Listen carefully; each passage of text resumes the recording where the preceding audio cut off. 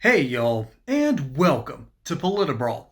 My name is Brian, and Kristen Welker thinks that she can trap Markwayne Mullin when all she does is give him the easiest softball questions and he hits a home run on every single one.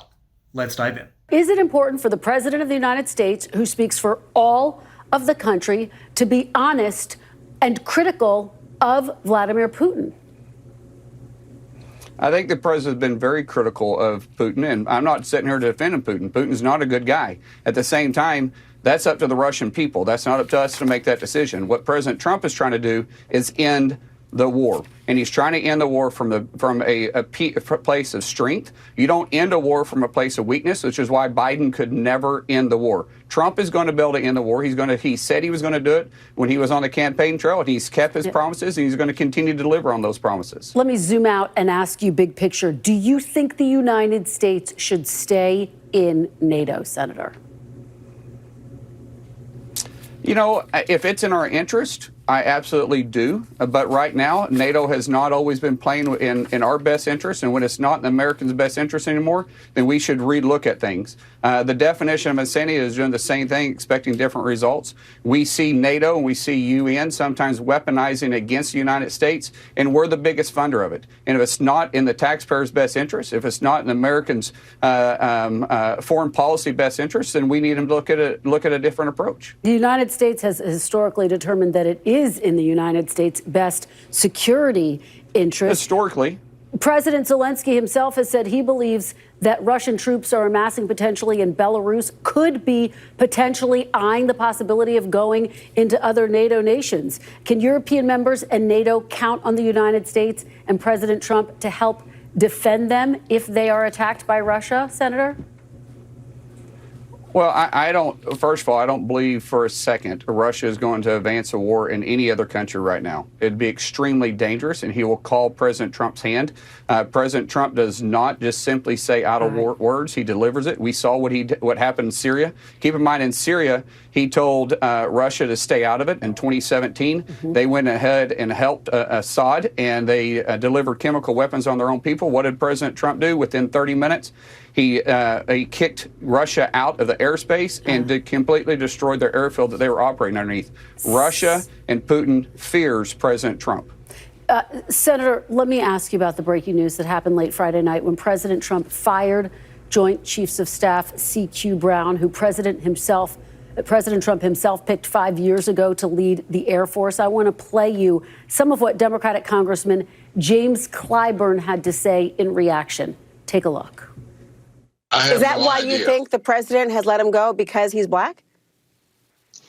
That's what I think. When they say DEI, we know what it means.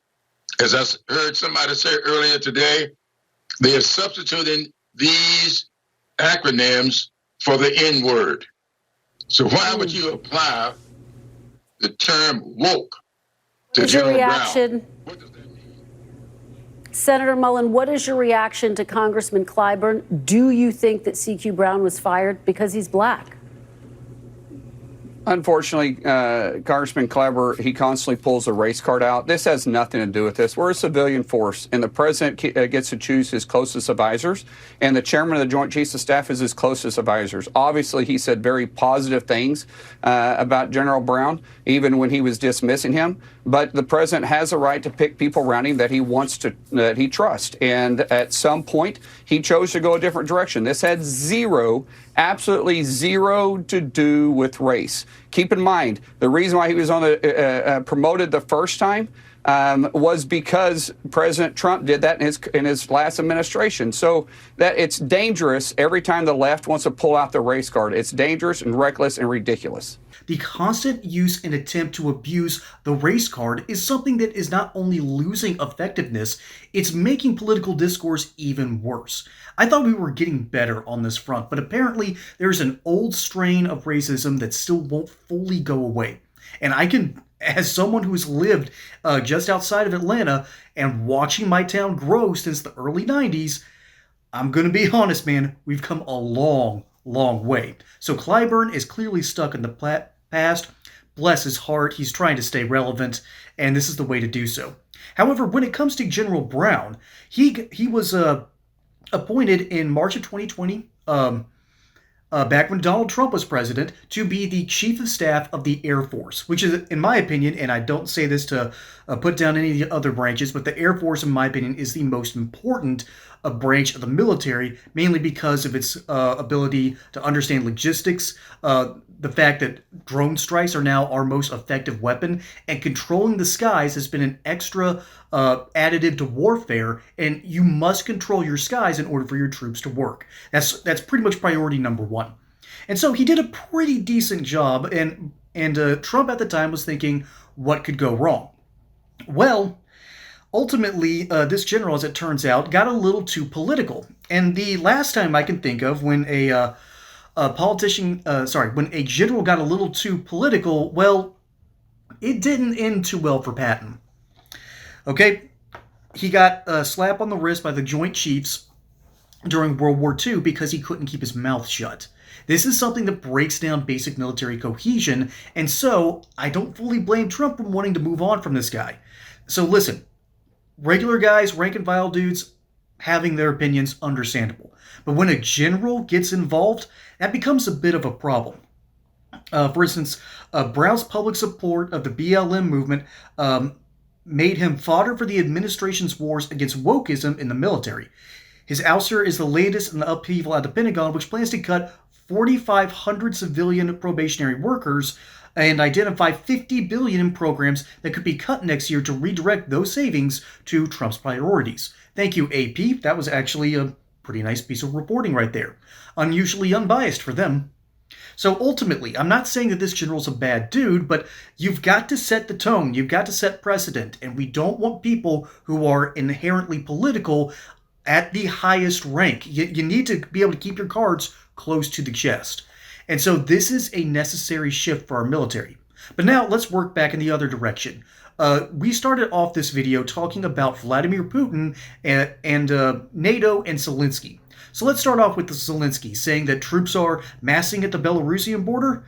I am not quite sure that's possible. The Russian forces are stretched kind of thin, and the Ukraine position keeps on getting more and more untenable as the Russians are slowly pushing forward on a major road artery that could cut off a lot of the western support from the south and the central areas of the country.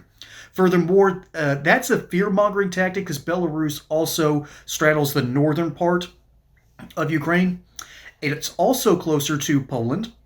Shares a border with it, and is closer to the Baltic states, which good luck taking on the Baltic Tigers. Oh, and something else, big Poland fan, by the way, that's the Krakow dragon, the three-armed dragon, and let's just say the Poles, they know what's up. They know that they can't exactly trust the Germans to the west, and they can't trust the Russians to the east. And so they're like a little European Texas. They're armed to the teeth, and they're itching for a fight. So, yeah. By the way, now we're on to Putin. Putin, I dare you. Press Article 5, see what happens. Because we've also had a history of Donald Trump actually responding with force, with greater force. The Syrian example is 100% correct. When Assad released nerve gas on his people. He used chemical weapons. The Russians were involved, so Trump shut down Russian airspace, and he made it almost impossible for Assad to ever replicate that sort of operation for the time being. So yeah, Trump will respond to these issues. It's not the rhetoric that matters, it's always the action. Rhetoric matters when you're setting culture and tone. But this tone, however, we've had a body of work with Donald Trump, and we're not trying to build culture with Russia. They've got their own, and we've been sharing our culture with theirs for the past couple of years. Just ask how much money Lockheed Martin has made. That's why Trump is going to bring him to the negotiating table. That's why Zelensky is trying to fearmonger a little bit more so he can get more support from Europe, because he knows Trump is backing off of his support of Zelensky on the world stage, which is why Donald Trump is so dedicated to ending this war. People do not need to needlessly die, all because Zelensky overshot his position and really started to persecute people on his Russian border, and Russia did not need to be provoked by the CIA, but then again, they didn't need to invade in the first place. You can always trust a Russian leader to be paranoid. So ultimately, Trump knows how to handle Zelensky. He knows how to respond to threats from a geopolitical perspective. He knows what needs to be done in response. And he also fully understands that in order to end this needless, provocative war, all sides need to start standing down. I think we're starting to see the people really care about coming to the negotiating table, and it's high time. So Markwayne Mullin gets every single thing right here, and Kristen Welker, well, she can't really do much to derail him because he is too much of a head of steam. He's got too good of a head on his shoulders, and Markwayne Mullin knows what's up.